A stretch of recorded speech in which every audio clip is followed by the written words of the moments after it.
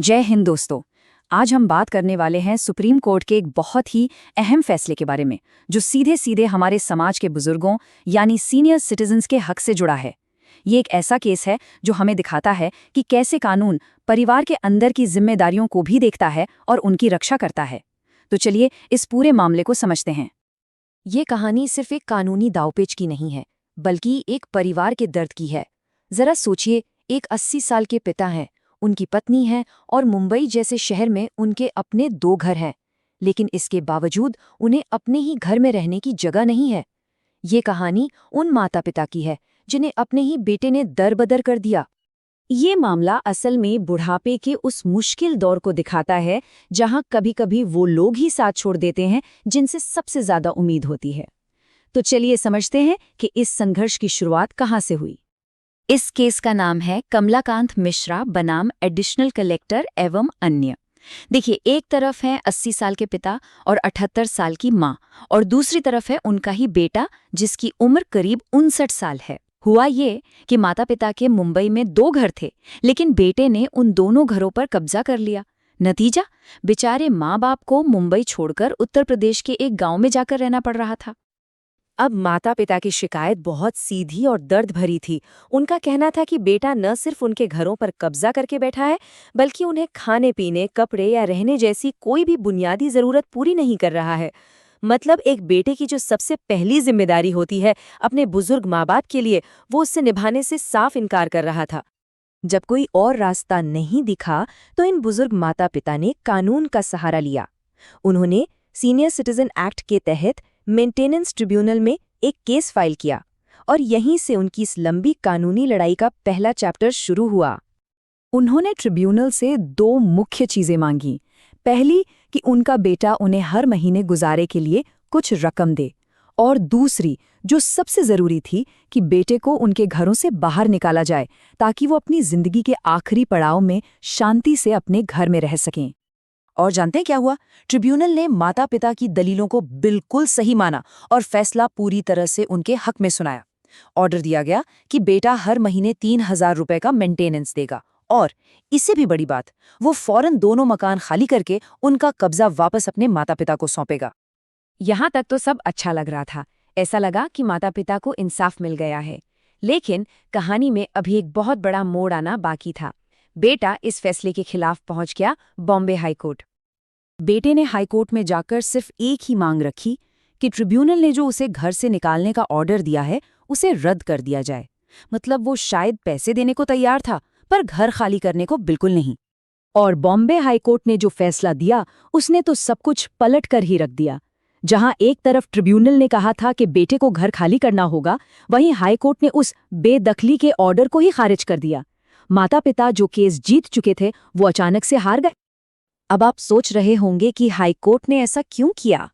उनकी दलील बड़ी ही हैरान करने वाली थी। कोर्ट का कहना था, एक सीनियर सिटीजन की रक्षा के लिए दूसरे सीनियर सिटीजन को घर से नहीं निकाला जा सकता। यही लाइन इस पूरे मामले का टर्निंग पॉइंट बन गई। असल में हाई कोर्ट ने एक बहुत ही अजीब टेक्निकल पॉइंट पकड़ा। हुआ ये कि जब माता पिता ने केस फाइल किया था तब बेटे की उम्र 59 साल थी, लेकिन केस की सुनवाई चलते चलते वो 60 साल का हो गया, और कानून के हिसाब से वो भी एक सीनियर सिटीजन बन गया। बस इसी आधार पर हाईकोर्ट ने कहा कि ट्रिब्यूनल के पास ये अधिकार ही नहीं है कि वो एक सीनियर सिटीजन को दूसरे सीनियर सिटीजन्स के लिए बेदखल कर सके। हाईकोर्ट के इस फैसले से माता पिता की सारी उम्मीदें टूट सी गईं, लेकिन उन्होंने हार नहीं मानी। वो इंसाफ की आखिरी उम्मीद लेकर पहुंचे देश की सबसे बड़ी अदालत यानी सुप्रीम कोर्ट। अब ये केस एक ऐसे मोड़ पर था जहां से एक आखिरी और सबसे बड़ा फैसला आना था। सुप्रीम कोर्ट के सामने अब एक बहुत ही सीधा और जरूरी सवाल था, और इसी सवाल के जवाब पर इस पूरे केस का नतीजा टिका हुआ था। सवाल ये था कि सीनियर सिटीजन एक्ट के तहत किसी भी व्यक्ति की उम्र किस तारीख से गिनी जाएगी? क्या उस दिन से जिस दिन केस फाइल हुआ, या फिर उस दिन से जिस दिन केस की सुनवाई हो रही है? ये जो टाइमलाइन आप देख रहे हैं, यही इस पूरे केस की चाबी है। देखिए, 12 जुलाई 2023 जब केस फाइल हुआ तब बेटा 59 साल का था, यानी सीनियर सिटीजन नहीं था। लेकिन केस आगे बढ़ा और 4 जुलाई 2024 को वो 60 साल का हो गया। हाई कोर्ट ने दूसरी वाली तारीख को अहमियत दी, पर सुप्रीम कोर्ट का नजरिया बिल्कुल अलग था। सुप्रीम कोर्ट ने इस कन्फ्यूजन को हमेशा के लिए खत्म कर दिया। उन्होंने उस तारीख को साफ साफ बताया जिससे उम्र की गिनती होगी, जिसे हम कह सकते हैं गणना की तारीख या डेट ऑफ रेकनिंग। और सुप्रीम कोर्ट का सिद्धांत बिल्कुल साफ था, क्रिस्टल क्लियर। कोर्ट ने कहा किसी भी व्यक्ति की उम्र हमेशा आवेदन दाखिल करने की तारीख से ही तय की जाएगी, सुनवाई की तारीख से नहीं। तो इस एक लाइन ने पूरा केस बदल दिया।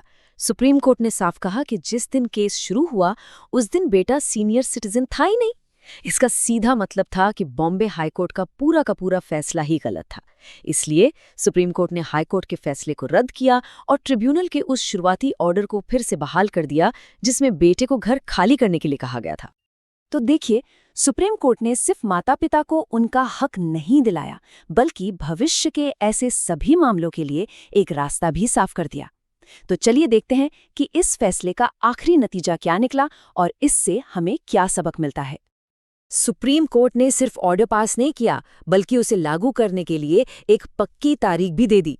बेटे को 30 नवंबर 2025 तक का फाइनल टाइम दिया गया है कि वो अपने माता-पिता के दोनों घर खाली कर दे। ये केस हमें फिर से याद दिलाता है कि सीनियर सिटीजन एक्ट आखिर बनाया ही क्यों गया था। इसका मकसद है बुजुर्ग माता-पिता को जल्दी से जल्दी मदद और सुरक्षा देना, और इस सुरक्षा को कानूनी देरी या दांव पेच का इस्तेमाल करके छीना नहीं जा सकता। और इस पूरे केस से जो सबसे बड़ा सबक हमें मिलता है वो ये है कि कानून में चीज़ें कितनी साफ होनी चाहिए। इस फैसले ने हमेशा के लिए ये तय कर दिया है कि ऐसे मामलों में जो सबसे अहम तारीख होगी वो हमेशा एप्लीकेशन फाइल करने की तारीख ही होगी। यह ऐतिहासिक मामला हमें एक बहुत गहरे सवाल पर सोचने के लिए छोड़ जाता है।